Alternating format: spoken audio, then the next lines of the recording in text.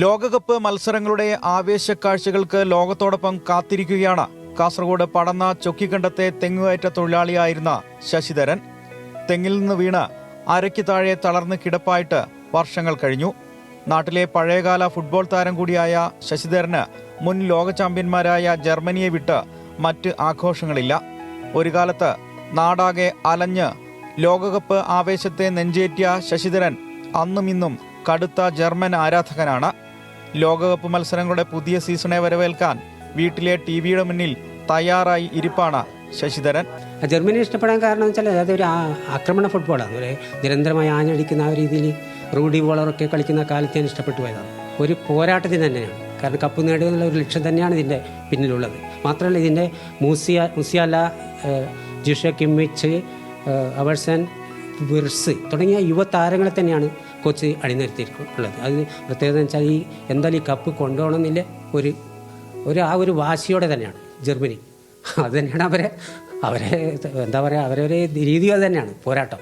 2010 December 8 തൊഴിലിനിടയിൽ തെങ്ങിൽ നിന്ന് വീണ നട്ടലിന് ഗുരുതര പരിക്കേറ്റ് ശശിധരൻ കിടപ്പിലായത്. ശസ്ത്രക്രിയയ്ക്ക് വിധേയനായെങ്കിലും അരയ്ക്ക് താഴെ ചലനശേഷി നഷ്ടമായി. പക്ഷേ തന്റെ ഫുട്ബോൾ ആവേശവും വായനയും ഒന്നും അവസാനിപ്പിക്കാൻ ശശിധരൻ എന്ന സാധാരണക്കാരൻ തയ്യാറായില്ല. കൂട്ടുകാർ സമ്മാനിച്ച ടിവിയിൽ ആവേശത്തോടെ മുഴുവൻ സമയം ഫുട്ബോൾ കളി കണ്ടു. പുസ്തകങ്ങൾ വായിച്ചു, കവിതകൾ എഴുതി. അതായത് ചെറുപ്പകാലം മുതലേ ഫുട്ബോൾ ഇഷ്ടമാണ്. പന്ത് തട്ടുന്നുണ്ട്. ടി വിയിലൊക്കെ വരുമ്പോൾ ഞാൻ ലോകകപ്പ് വരുമ്പോൾ കണ്ടിട്ടുണ്ട്, കാണാറുണ്ട്. തുടർച്ചയായിട്ട് പിന്നീട് വരുന്ന കാര്യങ്ങളൊക്കെ ഞാൻ കണ്ടിട്ടുണ്ട്. പിന്നെ എനിക്ക് വീഴ്ച പറ്റിയതിന് ശേഷവും ഞാൻ ലോകകപ്പ് ഒഴിവാക്കിയിട്ടില്ല. എല്ലാ കളിയും കാണും. ഉറക്കമൊഴിച്ചിട്ട് വരെ കളി കണ്ടിട്ടുണ്ട്. അത് നാട്ടിൽ നിന്നായാലും നാടിന് പുറത്തുള്ള നാടുകളായാലും ക്ലബ്ബുകളിൽ നിന്ന് കണ്ടിട്ടുണ്ട്, വീടുകളിൽ നിന്ന് കണ്ടിട്ടുണ്ട്.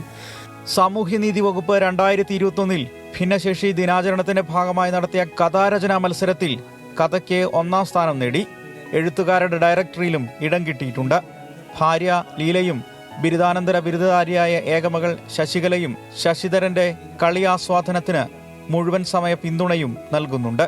ഇരമ്പിയാർക്കും തിരമാലകൾ പോലെ, ഇടനെഞ്ചു പിടയും ഇടിനാദങ്ങൾ പോലെ, ഇനിയും ഒരംഗത്തിന് ബാല്യവുമായി, ഇനിയും ഒരംഗത്തിനു വീര്യവുമായി, പടക്കുതിരകളായി പോരിനിറങ്ങിയ പഴയ കാലം ഇനിയും പിറക്കും, പകരക്കാരനില്ലാത്ത പോരാളിയായി പുതുകാലം ഇനിയും രചിക്കും.